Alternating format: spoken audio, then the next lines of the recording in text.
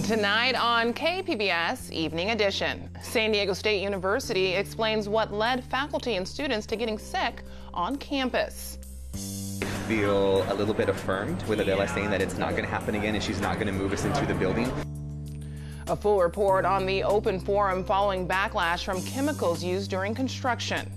Plus, the county is on high alert after an increase in measles cases across the nation. What's causing the outbreaks? And part 2 of a story about a local group changing the hearts and minds of violent criminals. How the movement is helping from behind bars. KPBS Evening Edition starts right now.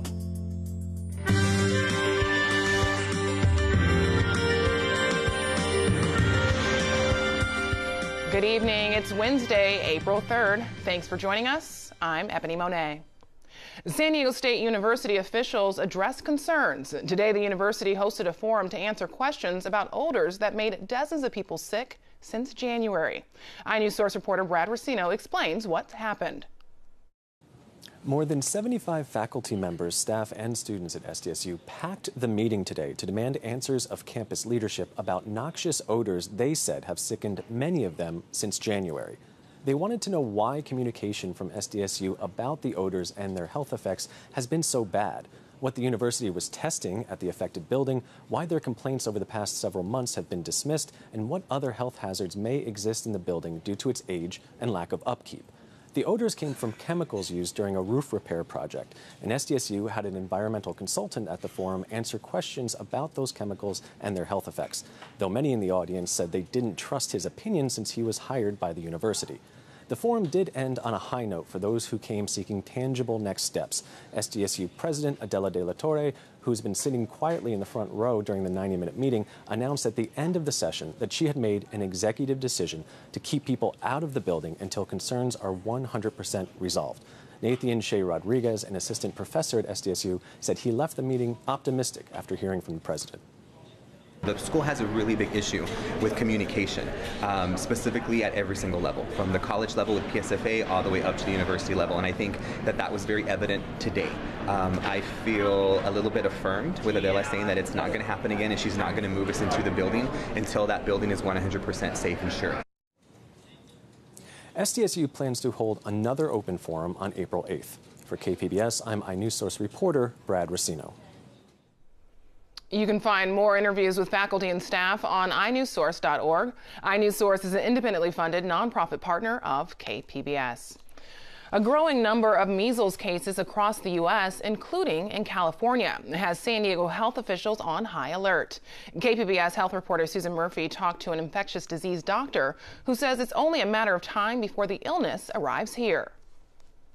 Measles is one of the world's most contagious diseases. According to the World Health Organization, a single cough or sneeze from an infected person can spread the virus to everyone around them who is not vaccinated or who has never had the measles, and the virus can remain active in the air for 2 hours. So if a case comes here to our emergency department or one of our clinics or admitted into the hospital, we need to make sure we isolate them right away. Otherwise, we could potentially have spread of measles inside the hospital.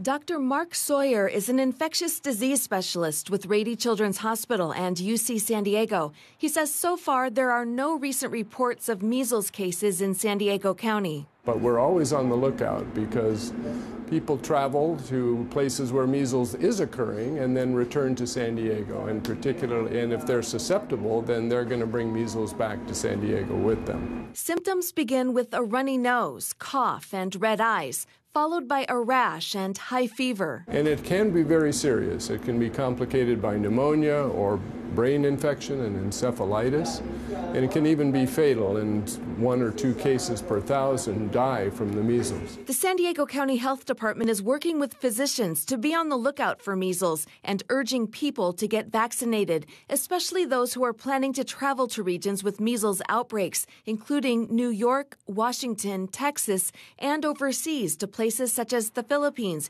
United Kingdom, and France. Dr. Sawyer says there is no treatment for measles. So that's why we emphasize the vaccine so much, because we can prevent it, but we can't treat it. Susan Murphy, KPBS News. So far, there have been nearly 400 measles cases in the nation. Public health officials say the increase stems from falling vaccination rates. More than 80 women are suing Sharp Grossmont Hospital and Sharp Healthcare, claiming they were videotaped without their consent. KPBS's Jade Hyman sat down with iNews Source reporter Cheryl Clark to talk about her discovery and the lawsuit. All right, Cheryl Clark, you broke this story back in 2016. The big question now is, why would this hospital record these women during these very sensitive procedures? Nearly 2,000 women. Why?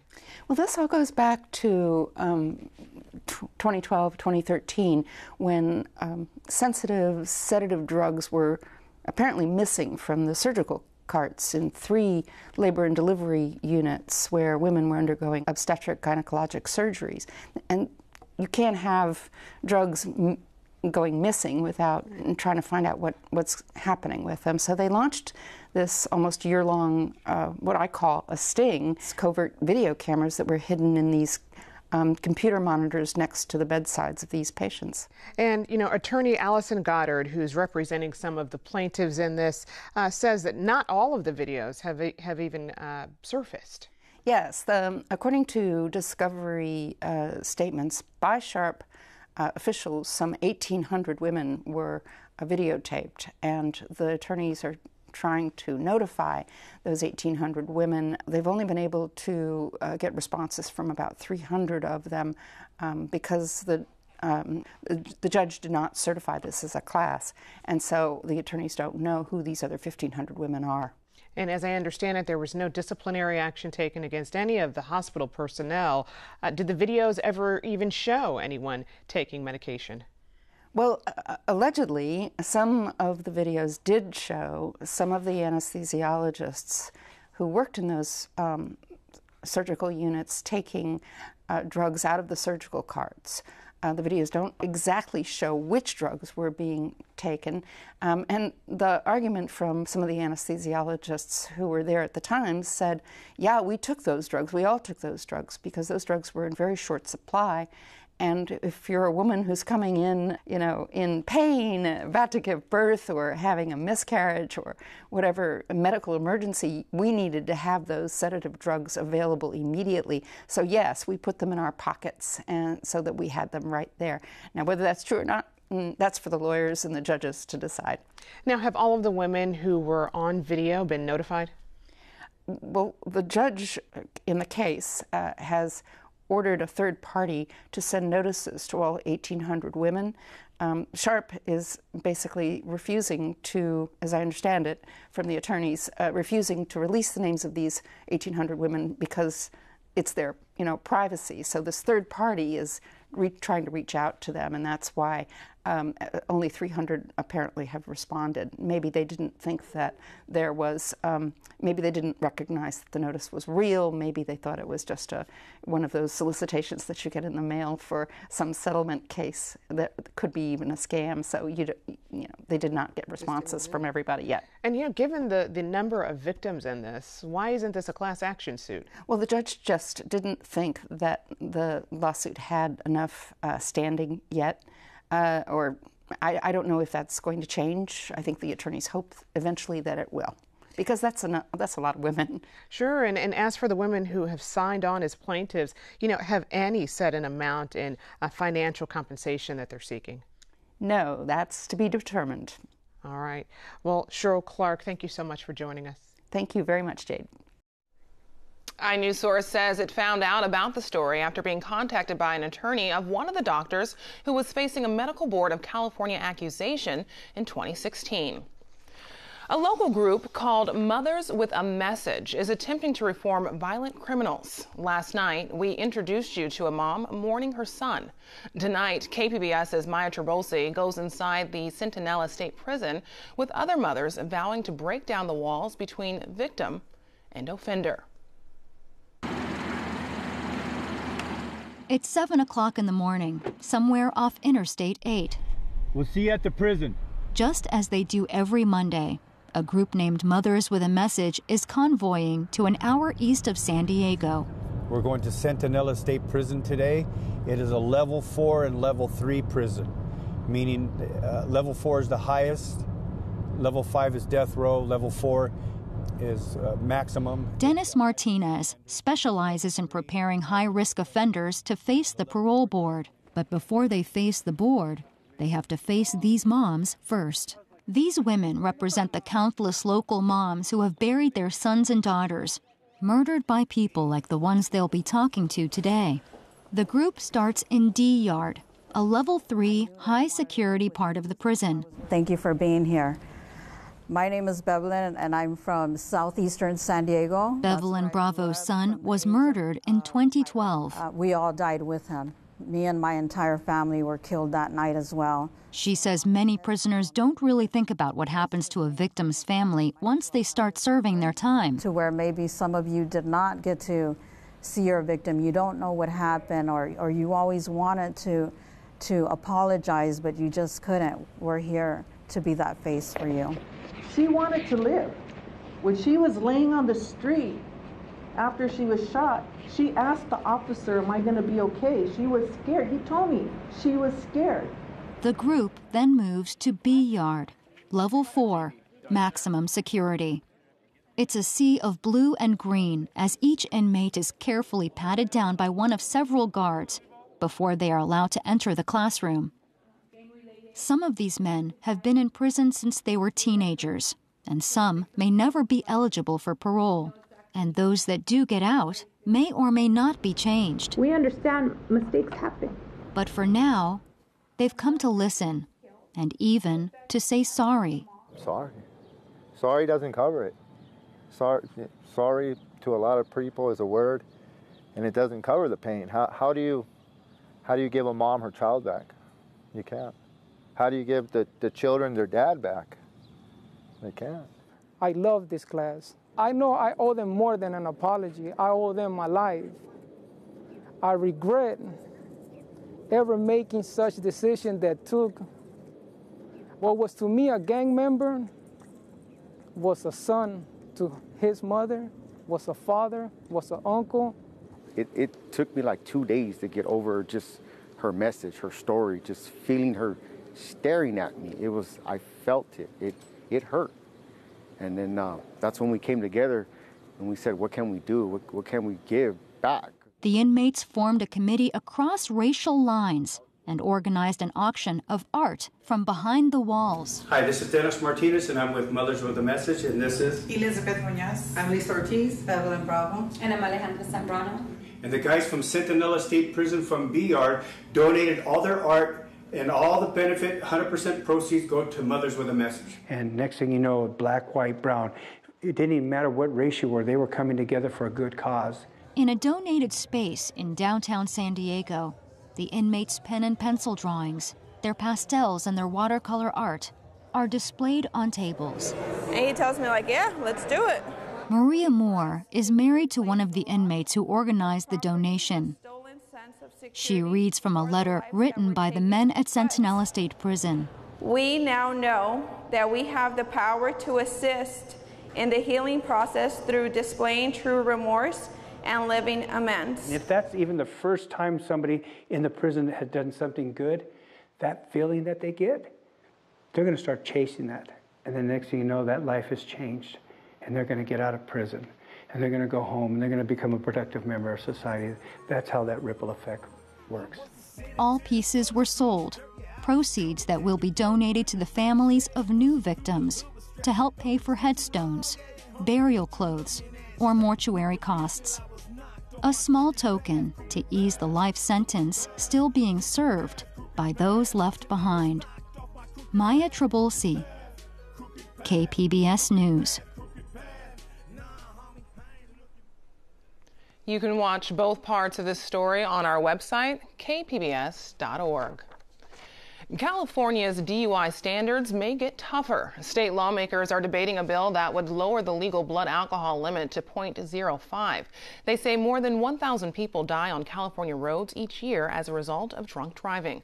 Supporters of the bill say a tougher blood alcohol standard will reduce deaths and injuries on California's roadways. Lawmakers were at the state capitol today to promote the bill. 0.05 blood alcohol content laws could save 1,790, that's 1,790 lives a year, and reduce alcohol-related deaths by 11% in the United States.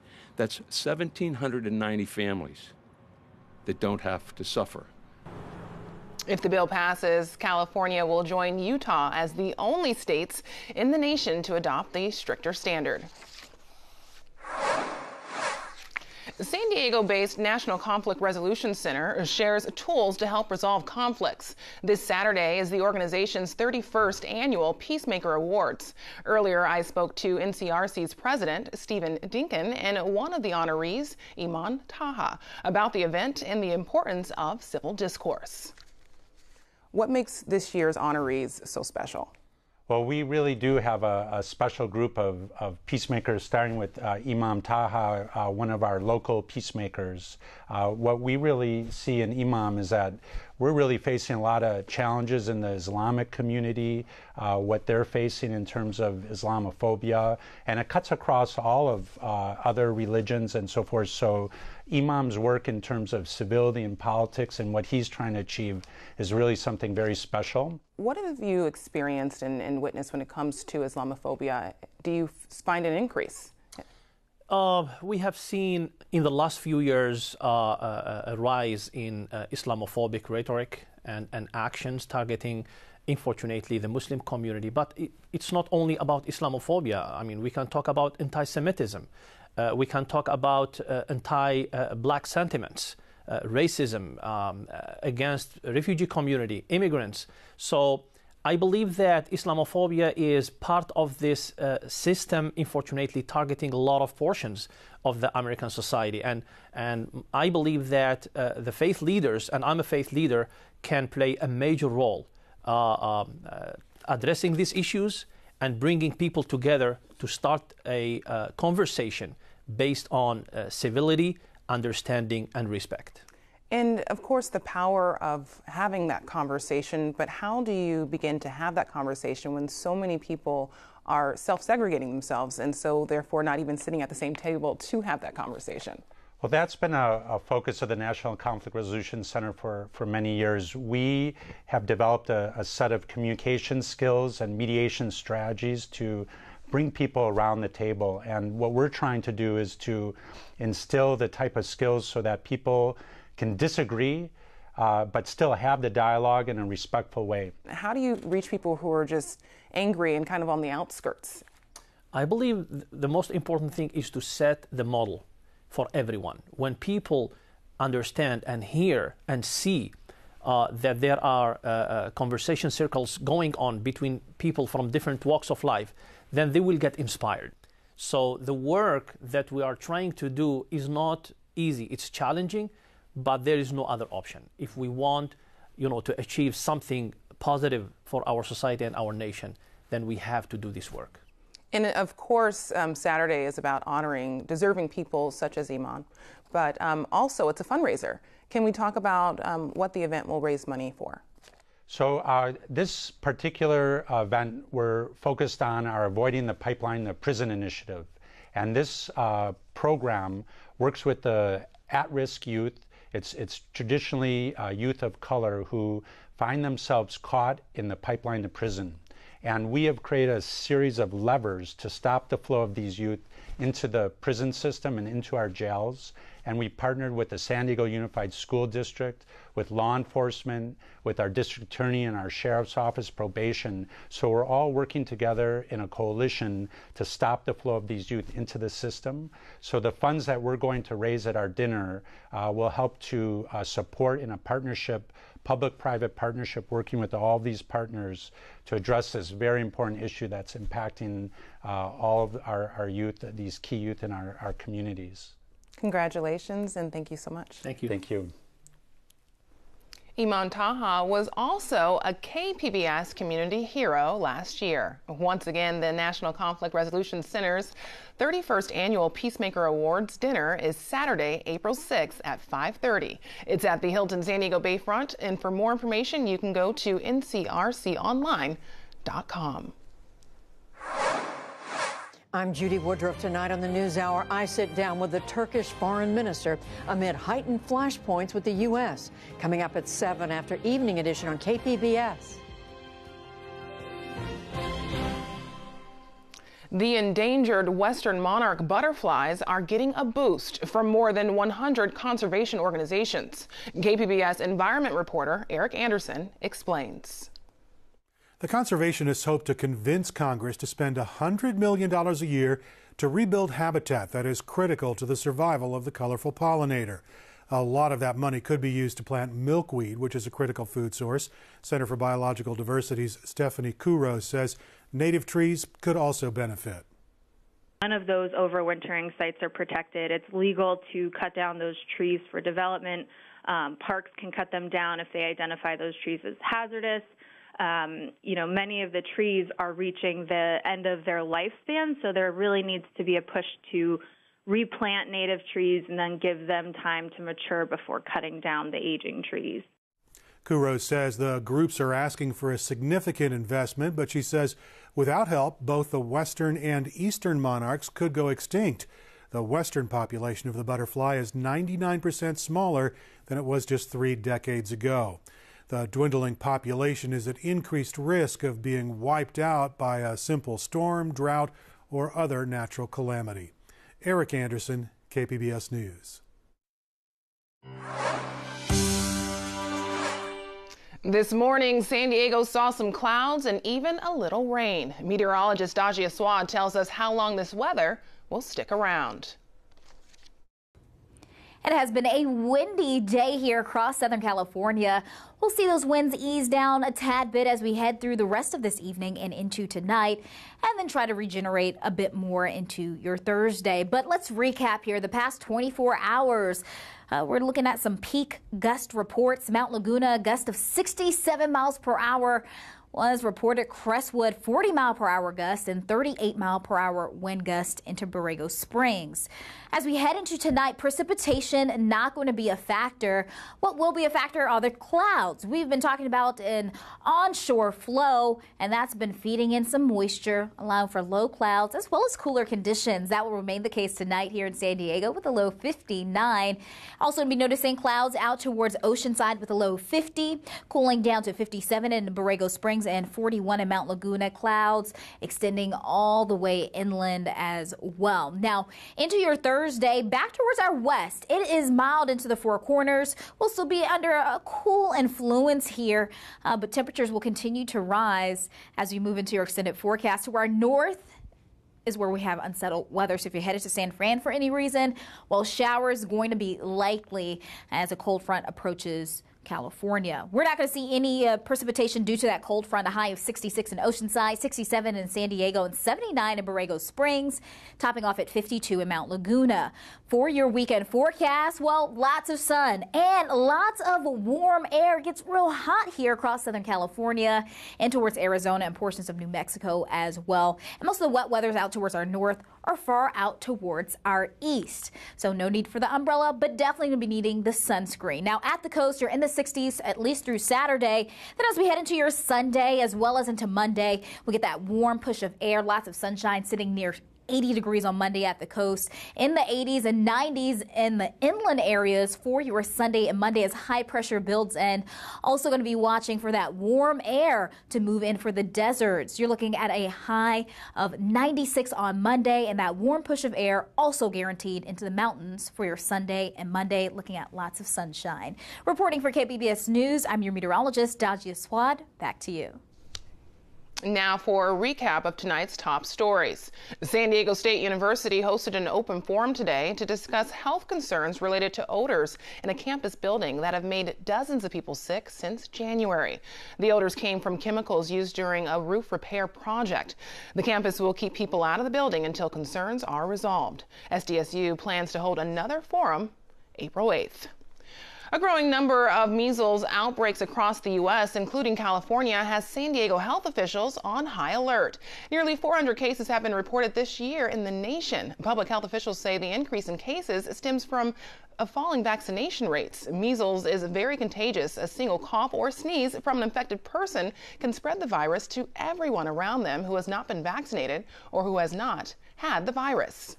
State lawmakers are debating a bill that would lower the legal blood alcohol limit to 0.05. They say more than 1,000 people died on California roads each year as a result of drunk driving. Supporters of the bill say a tougher blood alcohol standard will reduce deaths and injuries on California's roadways. If the bill passes, California will join Utah as the only states in the nation to adopt stricter standards. Now here's a look at what we're working on for tomorrow in the KPBS newsroom. California's craft beer industry continues to expand in 2018. What caused the growth? And on Midday Edition, North Park's busiest north-south corridor may get a new bike lane, but it's not clear what kind. We take an in-depth look. You can find tonight's stories on our website, kpbs.org/evening edition. Thanks for joining us. Have a great night.